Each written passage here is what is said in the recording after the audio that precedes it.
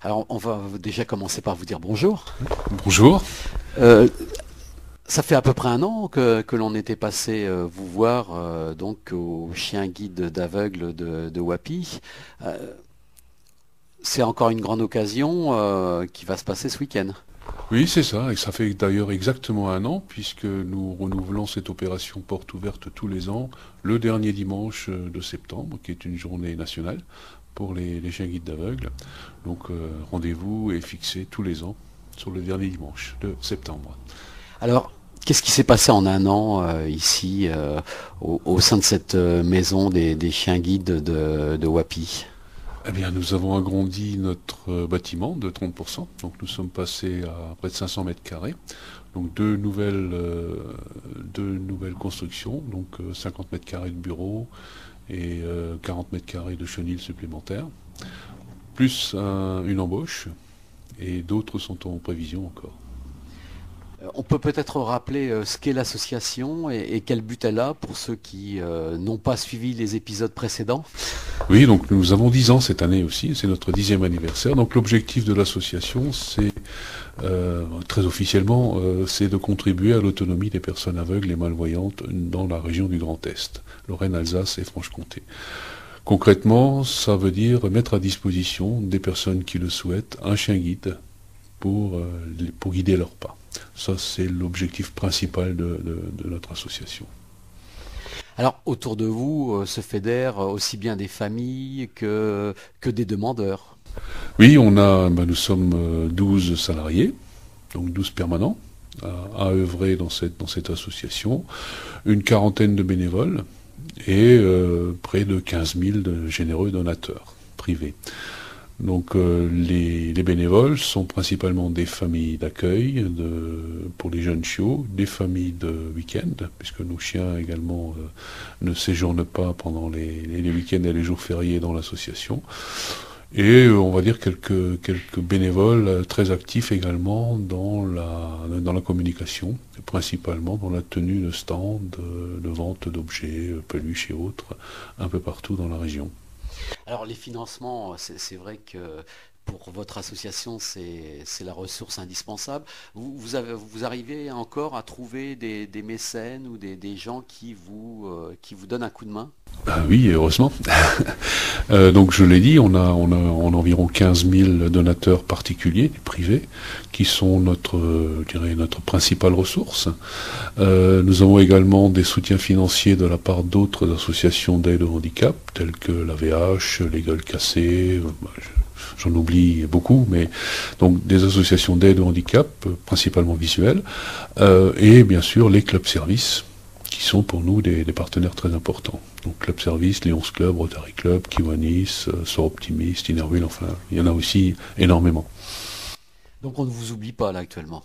Non, mais on fait tout pour qu'on ne nous oublie pas. Nous avons d'ailleurs créé un poste de chargé de communication, donc on va professionnaliser cette fonction au sein de l'association, parce qu'il est indispensable en permanence de rappeler que nous ne bénéficions d'aucune subvention publique, donc tout l'argent qui sert à faire fonctionner l'association est privé. Et il faut en permanence chercher de nouveaux sponsors, de nouveaux mécènes et de nouveaux donateurs, puisque il y a une usure naturelle du fichier et nos besoins vont grandissant puisqu'on a de plus en plus de demandes aussi. Alors, on peut peut-être réexpliquer un petit peu le processus justement du dressage de ces chiens. Vous réceptionnez des chiens, comment ça se passe? Et puis, vous les remettez en finale à des aveugles. Donc en fait il y a deux processus qui avancent parallèlement. Il y a le processus chien, on va dire. Donc nous recevons les chiens âgés de 8 semaines, donc ils ont 2 mois, ils sont juste sevrés. Et là ils sont confiés à une famille d'accueil pendant un an. Famille d'accueil qui va les faire grandir, qui va leur apprendre la propreté, l'obéissance, enfin qui va les prééduquer et surtout va les socialiser. Ça c'est un rôle fondamental pour je dirais, le bon comportement des chiens au quotidien.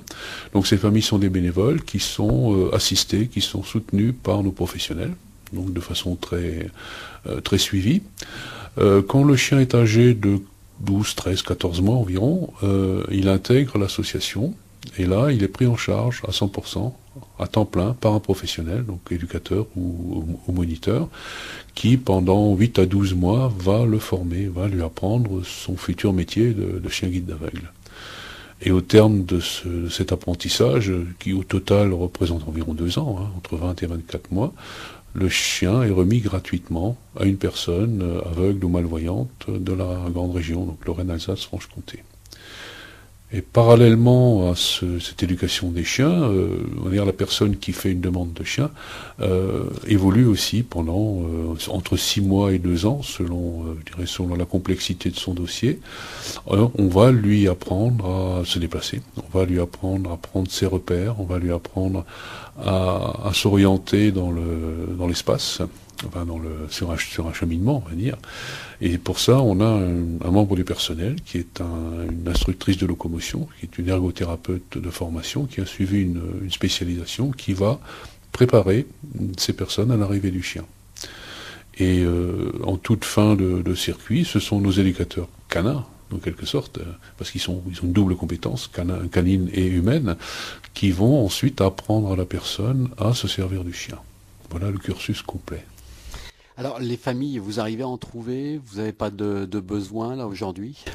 Si, on a toujours des besoins en famille. On est en flux tendu, à la fois pour les familles d'accueil, donc qui vont accueillir le jeune chiot à partir de l'âge de 2 mois jusqu'à 1 an, et de familles de week-end. C'est deux choses un peu différentes, mais l'objectif est le même, c'est le confort du chien, le bien-être du chien.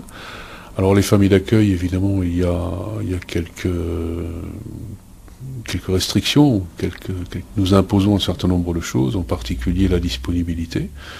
Donc nous ne souhaitons pas que le chien reste seul dans la journée, ce qui implique soit des gens retraités, soit des gens qui travaillent en décalé, soit, ce qu'on aime bien aussi, c'est des gens qui peuvent emmener le chien sur leur lieu de travail.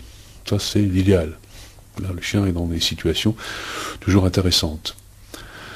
Ça, c'est pour les familles d'accueil. Et les familles de week-end, donc ça, ce sont des familles qui, pour eux, c'est, on va dire, que du bonheur, puisqu'ils ont à la charge d'un chien adulte, déjà bien dressé, bien élevé, et ils n'ont à se préoccuper que de son bien-être, du jeu, de le nourrir et de jouer avec. Ça, c'est pendant les week-ends et les jours fériés. Donc, nous sommes à la recherche de ces deux types de familles. Alors, c'est combien de chiens qui sont éduqués chez vous par an? Une douzaine. Nous remettons actuellement entre 10 et 12 chiens par an sur la grande région. Notre objectif, notre ambition est de monter à 15, voire 17 chiens par an, ce qui répondrait au final à la demande du secteur. Alors oui, justement, ces demandeurs doivent attendre peut-être parfois quelques années pour pouvoir disposer d'un chien. C'est long à obtenir. Et sur quels critères on choisit avec qui vont pouvoir aller ces chiens? Alors il n'y a pas de critère de choix, de dire lui peut avoir, lui peut pas avoir. C'est-à-dire à partir du moment où une personne se déclare partante pour utiliser un chien, les cas de refus sont exceptionnels. Donc, à part un problème physique majeur, il n'y a pas de raison de refuser. Ensuite, le délai d'attente, on va dire, il dépend. Ça dépend. Ça dépend de beaucoup de choses. En cas de renouvellement de chien, il n'y a pas de délai d'attente, puisqu'on peut anticiper. En cas de demande d'un premier chien, ça va dépendre du degré de liberté ou du degré de comment dire ça, de la capacité de la personne à se déplacer en sécurité.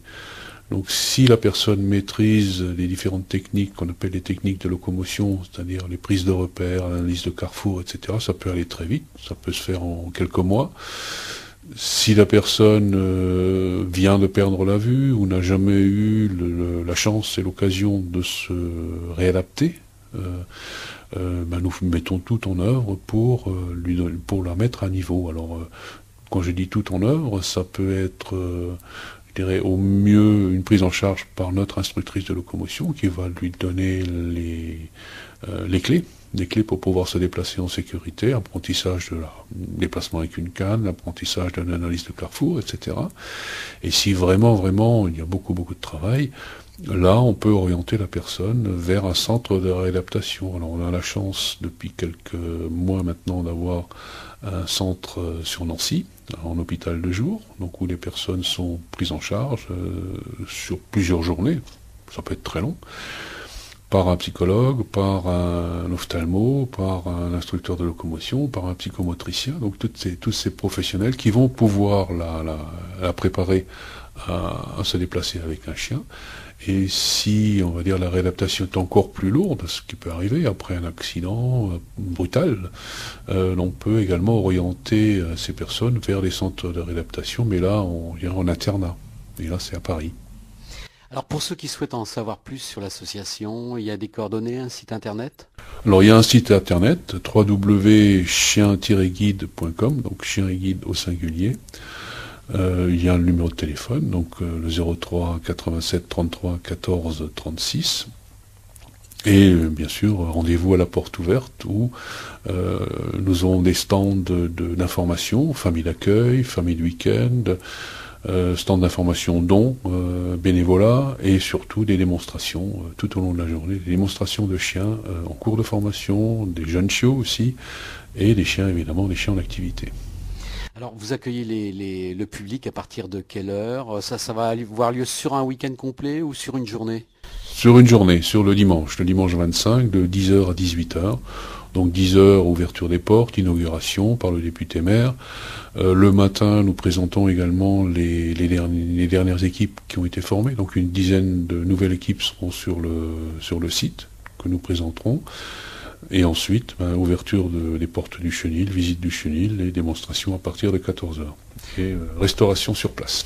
Et donc les gens auront les réponses à toutes les questions qui peuvent se poser en la matière. Effectivement, toutes les questions qui peuvent se poser trouveront réponse, soit auprès des éducateurs pour tous ceux qui veulent s'orienter professionnellement vers ce métier, auprès des bénévoles pour ceux qui veulent faire du bénévolat, faire des dons, et auprès des familles d'accueil si par bonheur quelqu'un est intéressé par ce type de bénévolat, par cet investissement.